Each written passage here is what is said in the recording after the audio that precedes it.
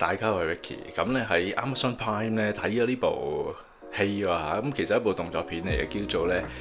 G20啊，OK，咁即係 G20，咁其實大家知啊嚇，咁即係呢個係20國峰會啦嚇，咁其實咧做美國總統啦，今次係邊個咧？就係阿 Viola Davis 嚇，呢個黑人嘅女演員，今次咧就做美國總統，OK。咁咧就開20國峰會啦，咁今次咧個舉行地點咧就係喺南非嘅，咁匯集呢20個國家嘅元首咁開會。咁其實咧就討論一啲即係非洲嘅貧窮啊、飢餓問題咁樣。OK，咁其實佢一部咩戲咧？咁睇咗可以同大家分享下。再講落去之前邀請你訂閱呢個頻道啊，多謝你嘅支持。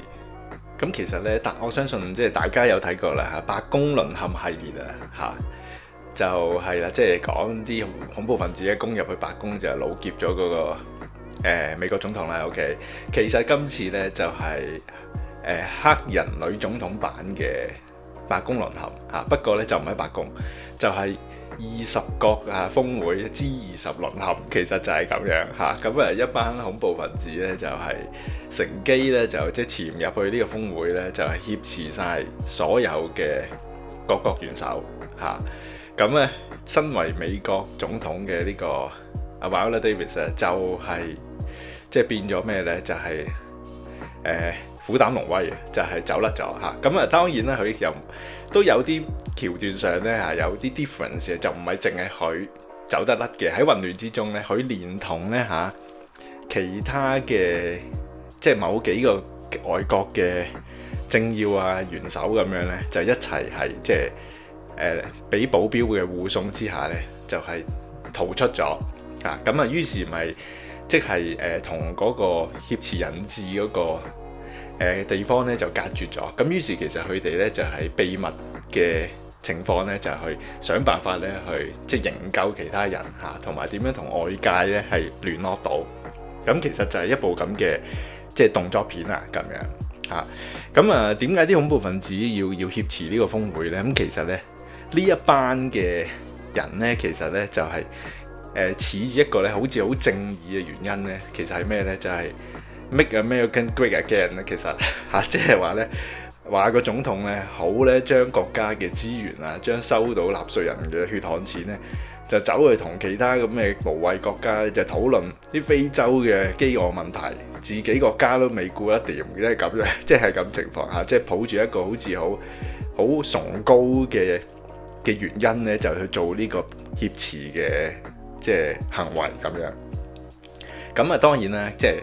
冇交代呢個女總統咧點解係咁好打，咁講佢咧係打得嘅喎。OK，咁於是咪即係同呢班嘅恐怖分子咧展開一場即係明爭暗鬥。其實即係佢哋裏邊咧就係即係數咗去第二度咁去逐個擊破呢啲咁嘅壞分子，咁最後咁其實呢啲戲咧，大家都想象到嘅，即係結局係點啦。咁佢同白宮淪陷有少少唔同咧，就係即係佢唔係得佢自己一個，即係叫做咧走甩咗，咁仲有其他嘅政要嘅夫人啊，其他嘅政要咧咁幾個咁樣咧就去夾埋一齊咁樣去點樣處理一件咁嘅事件咁亦都有講總統嘅屋企人，即係佢老公同埋2個仔女，咁亦都係。